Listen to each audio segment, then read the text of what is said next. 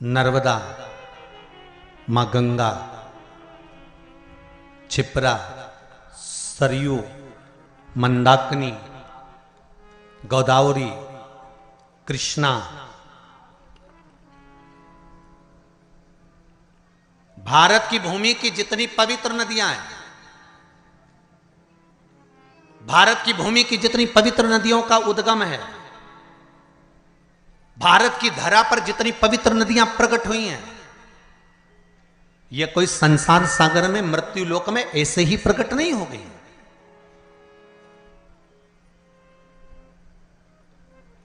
देव अधिदेव महादेव के पास में बारंबार सारी नदियों के लिए प्रागट्य के लिए निवेदन किया गया, पंचायत में यह सिद्ध किया गया, तब जाकर इन नदियों को प्रकट किया गया।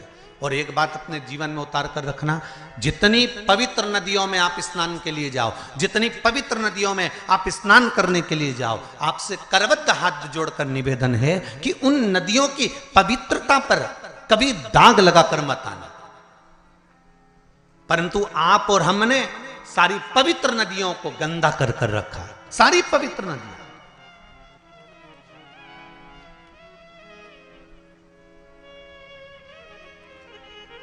मैं कहूंगा यमुना के घाट पर बसा है दिल्ली।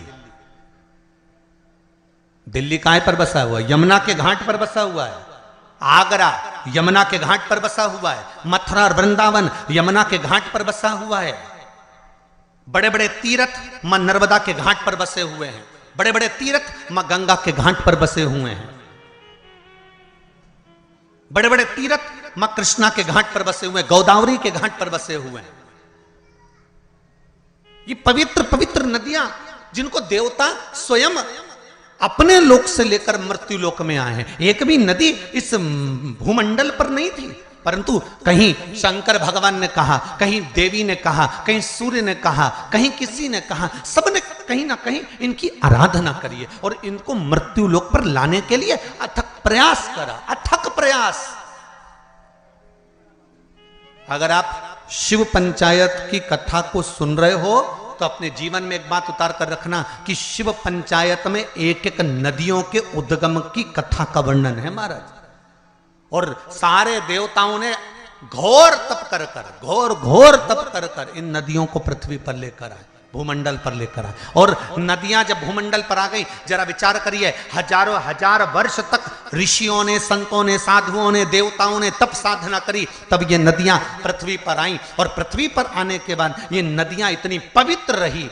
और आज उन संतों लोग तो इन नदियों को लेकर आ गए और हम क्या कर रहे हैं? इन नदियों को ओझल करते जा रहे हैं, इन नदियों को छुपाते जा रहे हैं, इन नदियों पे मकान बनाते जा रहे हैं। कहीं गंदा पानी, कहीं नालों का पानी, कहीं गंदगी, सब इन पवित्र नदियों में भेजते जा रहे हैं। और विचार कर रहे हैं कि यमुना मैया हमें तार देगी, विचार कर रहे हैं गंगा मैया हमें तार देगी, विचार कर रहे हैं नर्मदा मैया हमें तार देगी, क्षिप्रा मैया तार देगी। तो कैसे तारेगी?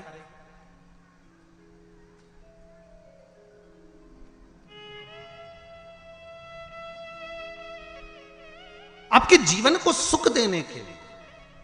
मेरे को साहू जी बता रहे थे